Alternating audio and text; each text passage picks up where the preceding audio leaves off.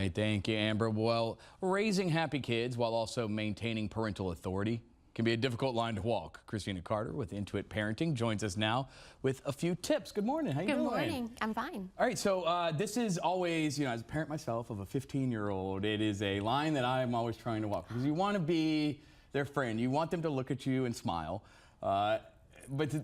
there are also times where you have to kind of lay down the law. So how do you do both? Yes. So we often think of authority in parenting as parent is above child in the hierarchy. Parent tells child what to do, and if child doesn't listen, there is punishment. Now, we can have momentary obedience sometimes from this, but the overall result is going to be disconnection, separation, isolation, fear, distrust, and an insecure attachment for the child, creating an unhappy child in the process. And not only do parents report that doing this in this sort of way, it doesn't feel good to do, but it's not that effective anyway. Okay. So we want to think of authority as leadership instead. So we want to think of it as what makes a good leader, somebody who has clear communication, clear guidelines, somebody who listens, works with you to solve a problem, has self-awareness, empathy, who leads by example, takes responsibility.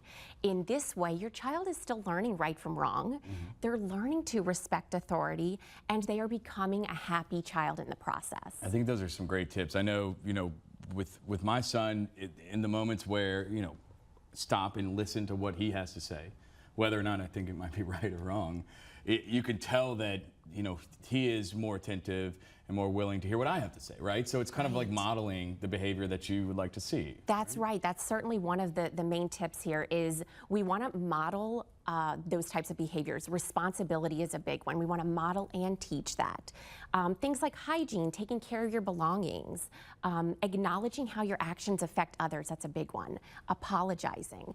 Another big part of this is going to be being responsive.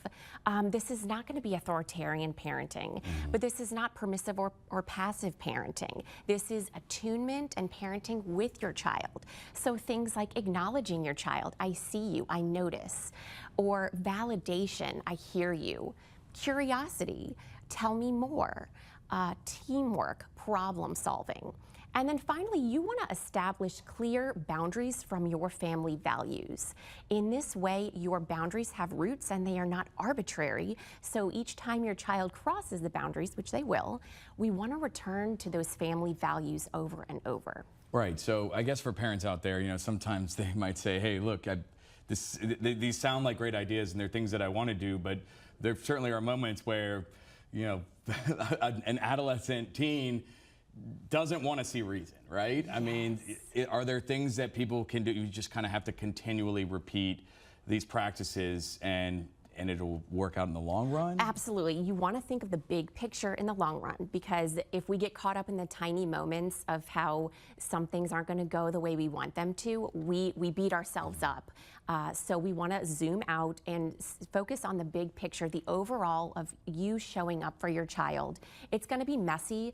It's not going to be perfect. Kids are going to cross the boundaries. It's really just showing up, being there, and taking those tips to heart and implementing those as best as you can in those moments. Yeah, some really great tips. Thanks for that. We really appreciate it. You're welcome. Yeah, all right, time now is 10:46. Well, here